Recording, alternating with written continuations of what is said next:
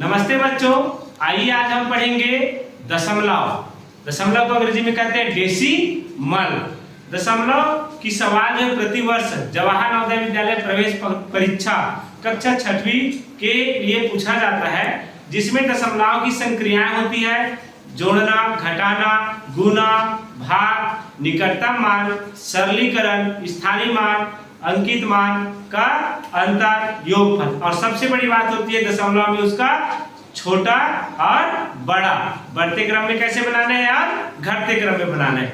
दशमलव को भिन्न में बदलना, भिन्न को दशमलव में बदलना। तो आइए आप हमको पढ़ाते हैं आपको दशमलव डेसिमल। सबसे पहले बताएंगे कि दशमलव क्या है। दशमलव को हम कैसे, ये जो बिंदी होते हैं ना, बिंदी, दशमलव को हम बिंदु के रूप में लिखते हैं। किसी भी संख्या के बीच में जो हम बिंदु लगाते हैं उसको क्या बोलते हैं, दशमलव बोलते हैं। जैसे अपने पास 1220.143 यहाँ पर लिखा है 1220.143। तो देखो इसमें दशमलव की बाद की संख्या को हम 143 क्यों बोल रहे हैं और इसको 1220 क्यों बोल रहे हैं, आखिर इसका इकाई क्या है, इधर की संख्या को क्यों हम एक साथ नहीं बोल पा रहे हैं, इसी को जानना है। और इसी के बीच में जो ये बिंदु लगा है ना, इसको बोलते हैं दशमलव। दशमलव के पहले जो संख्या रहते हैं इसको बोलते हैं इकाई। इकाई में क्या लिखा है, इसमें शून्य, इसको बोलते हैं दहाई, और इसको बोलते हैं सैकड़ा, और इसको बोलते हैं हजार। ये हमारी पूर्ण संख्या हुआ। दशमलव के पहले की संख्या को क्या बोलते हैं, पूर्ण संख्या बोलते हैं। और इसको पढ़ते हैं 1220.143। ये संख्या अलग अलग है। ये 143 क्या है, एक जैसे दशमलव के बाद पहली संख्या रहते हैं उसको बोलते हैं दशांश। क्या बोलते हैं, दशांश। दूसरा नंबर पे जो संख्या रहते हैं उसको बोलते हैं शतांश। और तीसरे नंबर में जो संख्या रहती है उसको क्या बोलते हैं, सहस्त्रांश। ये दशांश, शतांश और सहस्त्रांश। ये दशांश, शतांश और सहस्त्रांश क्या है। अब आप लोग पूछोगे कि ये दशांश क्यों बोलते हैं, शतांश क्यों बोलते हैं, सहस्त्रांश क्यों बोलते हैं।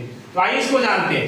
जैसे कि दशांश है, मतलब होता है 1/10वें भाग, इसको बोलते हैं 10वें भाग, इसको बोलते हैं 100वें भाग, और इसको बोलते हैं 1000वें भाग। जो दशमलव की बाद की संख्या होती है उसको दशांश, शतांश, सहस्त्रांश बोलते हैं। और दशमलव की पहले की संख्या रहती है जैसे इकाई, दहाई, सैकड़ा, हजार, 1220.143। अब आपके मन में ये बात आ रहा होगा कि दशांश क्या है, शतांश क्या है, सहस्त्रांश क्या है, इसको 10वें भाग क्यों बोला, 100वें भाग क्यों बोला, 1000वें भाग क्यों बोला। तो आइए हम आपको एक सुंदर चित्र के माध्यम से इसको बताएंगे कि ये दशांश, शतांश और सहस्त्रांश, 10वें भाग, 100वें भाग, 1000वें भाग को हम कैसे समझते हैं। ये हुआ एक चित्र, ये है एक चित्र है।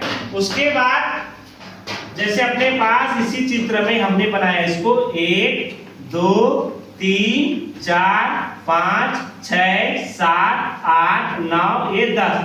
एक का कितने भाग, 10 भाग।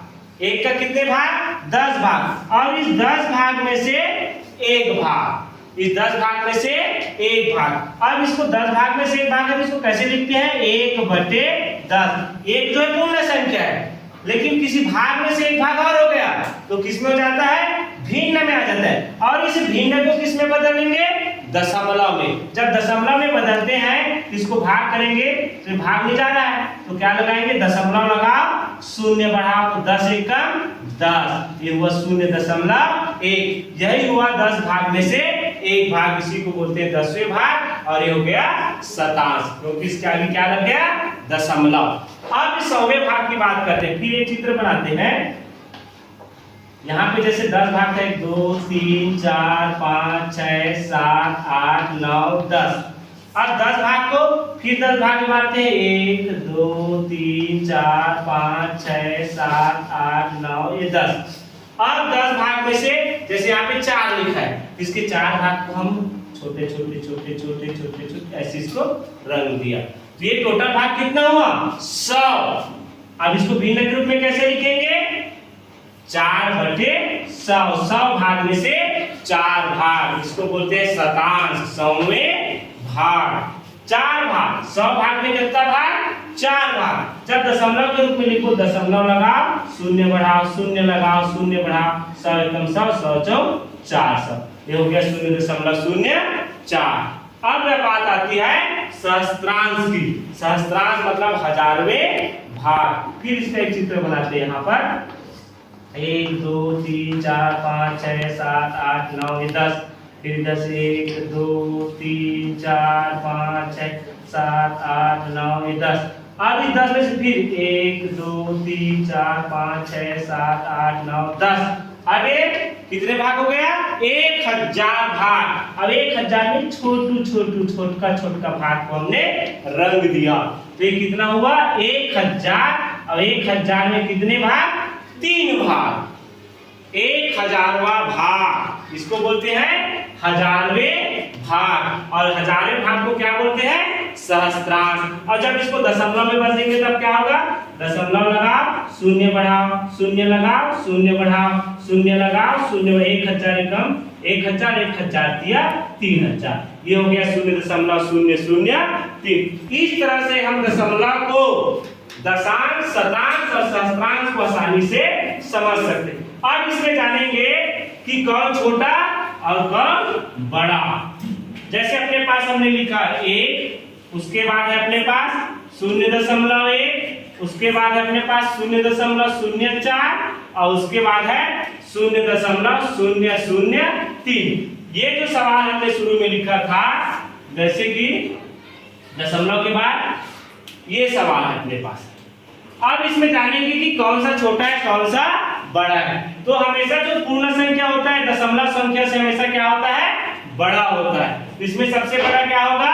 1। देखो इतना बड़ा है, चित्र के माध्यम से समझेंगे, ये इतना बड़ा है, 1 है, बड़ा भाग है 1। अब उसके बाद जैसे जाएंगे 1/10वें भाग, 10 भाग में 1 भाग, ये इतना बड़ा है, तो कौन बड़ा हुआ? 0.1। अब उसके बाद 100वें भाग, 100वें भाग में छोटा ये 4 भाग है। उसके बाद कौन हुआ? 0.04। और सबसे छोटा कौन हुआ? 0.003। तो इसमें ये जानेंगे कि बड़े और छोटे की पहचान कैसे होती है दशमलव के बाद। जानने का सबसे सरल तरीका हम देखेंगे सबसे पहले किसको? दशांश को। दशांश में अगर बड़ा संख्या लिखा है तो वह संख्या सबसे बड़ा होता है। उसके बाद उसमें बराबर हो रहा है तो किसको देखेंगे? शतांश को।